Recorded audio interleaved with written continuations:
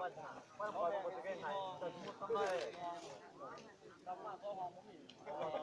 ็นที่นะก็นะกูก็จะเข่าตัว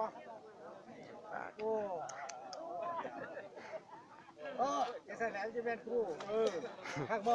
คักรอยิ้มเลยตี้ส่งเลยส่งเอาแอปเลยส่งแอปเดี๋ยวจะให้เสียส่งเนาะคนนี้ครับที่นั่นเสียงนี่อะไรเราเสียงน่ะ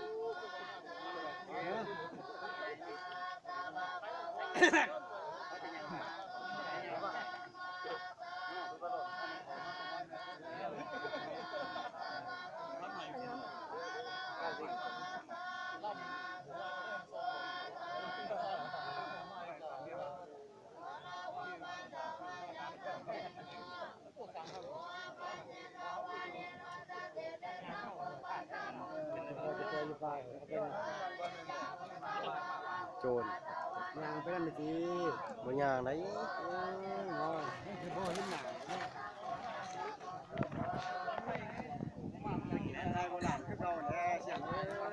บันทึกวิดีโอ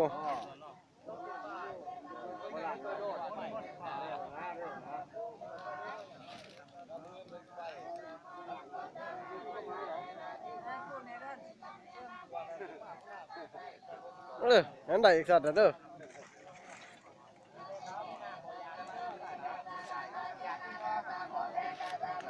สารวัตรเพิ่นคืออยู่เนาะนั่นนึง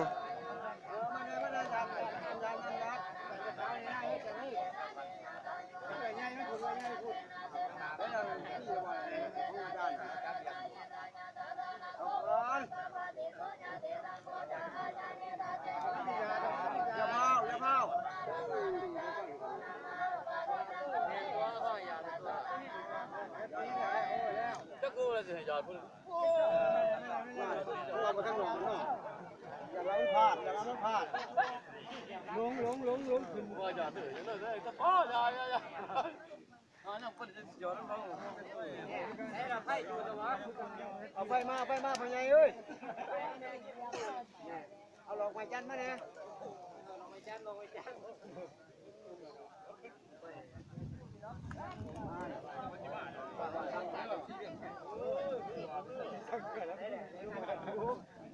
าพวกเป็นประมาณเดียวกันแต่นี่ไปมันมาอยู่ในข้าวมันยังมาอยู่เอาให้ฟังข่าวแล้วไอ้สติมันโอ้ยบ่คือมันก็เราสิว่ามันแล้วเนาะนี่ผมมาเจอก็มีน้ำแกงฟังขึ้นมาเขาจะคือนั่นไปนี่คักมันเอาบ่มีไฟเฮ้ยปลาแกแซงกันเนี่ยมันจะเป็นวิดีโอเว้ยอันนี้มึงให้ปลาผู้เดียวมันก็บ่คือมันคนรออยู่แล้วเอาอยู่บ่เมียเอาเลยใช่พี่วะไม่ใช่พ่อใหญ่พ่อเมื่อไหร่ปะเมื่อไหร่เมื่อ2 เดือนเพิ่งเราบ่ได้อยู่ดอกมาส่งน้ำ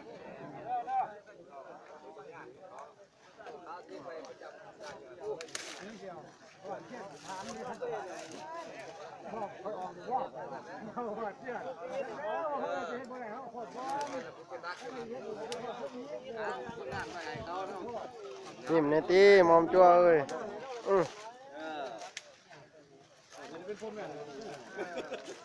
ื่อนเนี่ยเพื่อนผมมาก็บอกว่าหน้าไปเง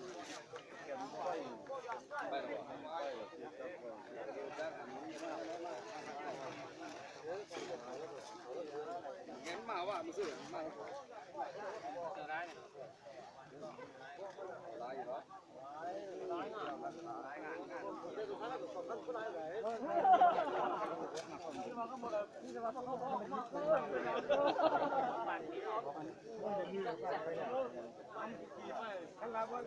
เข้ามาเห็นงานหมาเขาเองผมอาจจะอยู่บ้านก็ดูเอาเงินไปเดี๋ยวคนก็พังมันก็โป่วยดีเลยฉันก็มีงานที่มาทำงานมาดีครับผมบอกเลยเห็นมาทั้งของข้าววิดีโอแล้วก็โผล่ก็สินะจะดิผมก็จะกล่อง ลาย ของตัวลาย แม่น จ้วลงนะเขาบวช ตัวลายของเพิ่นเลยตัวนั้นเป็นถึกให้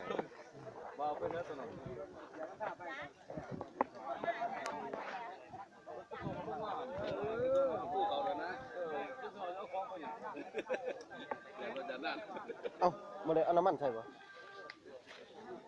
บ่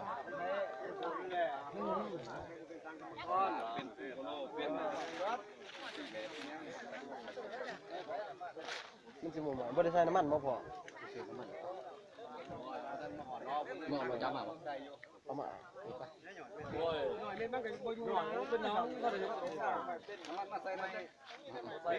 เอามันถึกจูงกระตุกมาเลยนะไปไว้บ่ต้องทายหรอกพ่อถือไปเลยมา